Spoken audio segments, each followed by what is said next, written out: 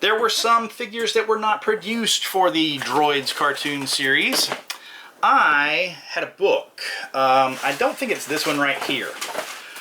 Although this one does have a listing for the Droids and Ewok figures, and it shows photos of the unproduced figures. But I want to say I had an earlier Star Wars price guide book that, here we go. It's got the unproduced figures here for Droids and here for Ewoks. And this is the, what year was it? I looked it up. 1990 edition by Thomas Tumbush. And here's those photos of the unproduced second series of Droids and unproduced second series of Ewoks. Now, the book that I remember having was smaller and listed them as if they had actually seen production, which was obviously a glitch. I think I lost that book when a bedroom window at my old house flooded during bad rains and water cascaded into the floor where some books were. So, one of the reasons that I don't live in that house anymore. Now, before I grasped that these things never had seen production, I was just, I gotta have them all, I gotta have them all. I got the Droids R2 and 3PO after I graduated college, and there's still more figures out there that I don't have.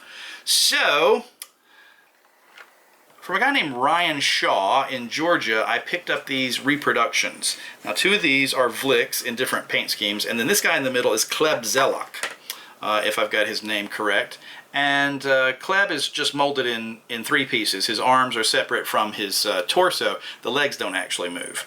And he's like a resin kind of material that could very easily get destroyed, sort of a fragile material. He may not have been from Ryan. I may have just put him in here with these figures from Ryan, because the Vlixes are much more like production toys. The material they're made of, the way that they're painted, the fact that all the limbs move.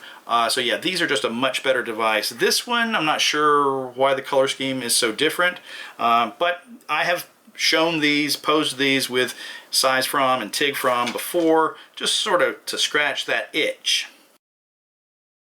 And then other folks have made some reproductions of unproduced Droids figures and Ewoks. I don't have the Ewoks at the moment. If you know what this is, you know what this is. If you don't know what this is, then you're probably better off. But from DHL Express the other day, I got a package really quickly after I made payment. The website said that there was only one set of these left. So I panicked and I bought it, and then a few days later it said now there were 3 in stock. So you know, caveat emptor, don't fall for that manipulation, or do. Maybe the next time that these 3 sell, that really will be the last ones. I don't know. But from Pro Custom Figures, hey, how about another couple of Vlixes? One in the Kenner paint scheme and one in the Glasslight paint scheme, if I remember the listing on the website. Now, if you go to their eBay page, they have a 7-figure set, I think it is. But if you go to the actual website, they have more of the figures, including Mon Julpa. Now, Julpa should be the same height as Kezuban, right? They're the same character. Ooh, what a smell. Not a Kenner smell at all. But little height discrepancy there. I think these are fairly accurate to what Kenner was going to produce. So I'm not really sure why he's shorter than the other figure. But anyway, so then there is Mungo Baobab, which is a character that I always just loved the name of Mungo Baobab. He was created by Ben Burt. I think wrote the episodes with Mungo Baobab in them. And then there is Governor Kung, Admiral Screed, one of the Imperial characters, an alien named Gaff, and as alluded to earlier, Jessica Meade. So that's everybody that's in here. There was one additional figure that's not part of the Droids. I'll use him in a separate video. But Jess Meade, and where's my custom Jess Meade? Did I leave her in the case a minute ago? I think I did.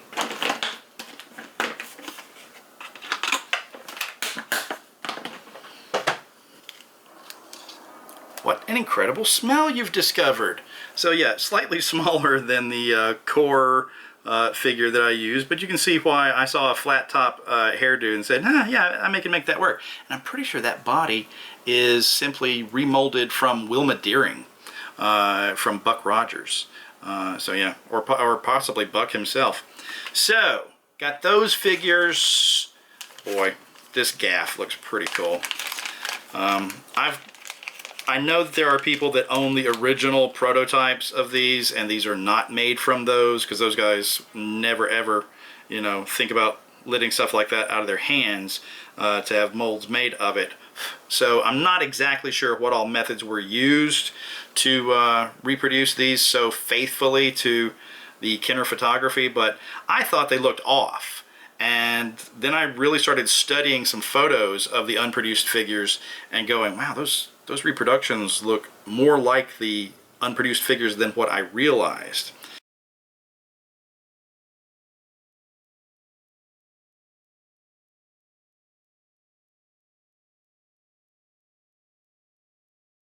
Now, Screed is an Imperial. I always wanted there to be a droid style stormtrooper figure, and I know some places have done that. I did not get that. You know what? Let's just rip this Ziploc bag because I don't want to scuff any paint getting him out of here. Alright. So, but what I did get a few years ago and stashed back were these Star Wars Rebels figures that came with a TIE pilot and a stormtrooper each. These were on clearance at Five Below for $5 for the pairs, so I bought $10 worth of them. So I've got a sort of a cartoony style stormtrooper there that can go with Admiral Screed now. He's got a little plastic flash there on his neck that I'm going to try to get off delicately, just where his mold line was. Oh wow! And yeah, these are pricey. They're not cheap.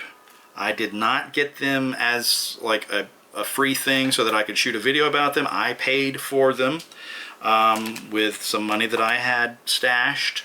But yeah, if you decide to get these, you might have a little sticker shock, and you might watch them on the website for years and years and years like I did, until one day you go, there's only one set left, and panic. So yeah, that could happen to you, same as it happened to me, but I had been really wanting these guys ever since that price guide back in the day made me think they had seen production, and then once I had seen these customs and the quality of them,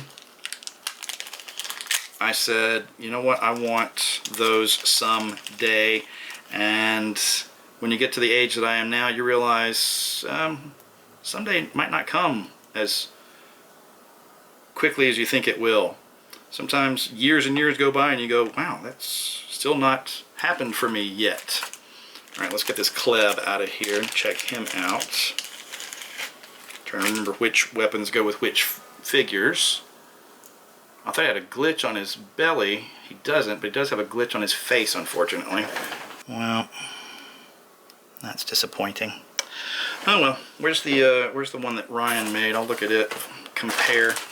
He's got a little glitch there. He doesn't. But you can see, even sometimes the best guess paint jobs don't quite ring true. Kung, really weird figure, proportion-wise. Just got a big old huge head. Then again, look at how odd the body proportions are on Jord Dusat. Tiggy. Now one of the Vlicks comes with more like a snowtrooper rifle in black, and the other one comes with an AT-AT Commander rifle, which I think also was the gun with Screed, maybe?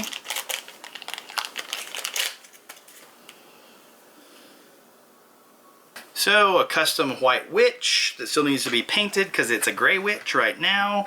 Gandalf in reverse. But someday, you know, put that on a shelf with this back there behind it, sort of implying what the Kenner box and the Kenner vehicle might have looked like one day.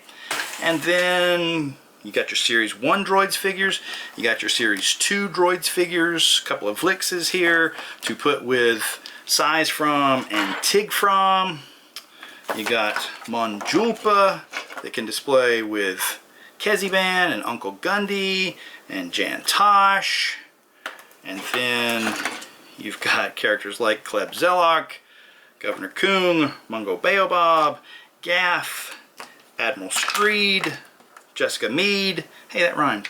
And of course, you got 3PO and R2 and my original 3PO and R2 that I got in the mail from Jeff Freeman Falcon's Hangar in Indiana in 1992 after I graduated college and had a little bit of graduation money burning a hole in my pocket. And I thought $30 was a lot of money to spend for a vintage Star Wars figure at that time, but I did go ahead and spend it. And then years go by and they started bringing out retro figures and things like that. So I didn't quite finish my Star Wars vintage collection at that time in 1992. It's ongoing even as today. But there's a VHS that I found recently. We went through a closet of my son's and found a big box of VHS tapes in the bottom of the closet. One of them is labeled Droids C-3PO. It could very well be that tape from 1992 of me going, that's the last one. Egg on my face. But I don't have a way to digitize VHS at the moment, so you just have to take my word for that. Now, what to do with all these guys? Well, maybe I'll finally put them in this carrying case that I spray painted many years ago. Didn't do the best job. I could probably stand to sand this guy down, give him a fresh coat. There's some flaking happening back here. You can see the original gold plastic that he's molded in, and lots of occlusions there in the spray paint job. But I thought, yeah, someday I might actually use that for a carrying case for Droids figures. It's got a couple of the inserts in there like it needs. Alright, that's the current state of my Droids collection. The camera is about to overheat, so thank you for watching.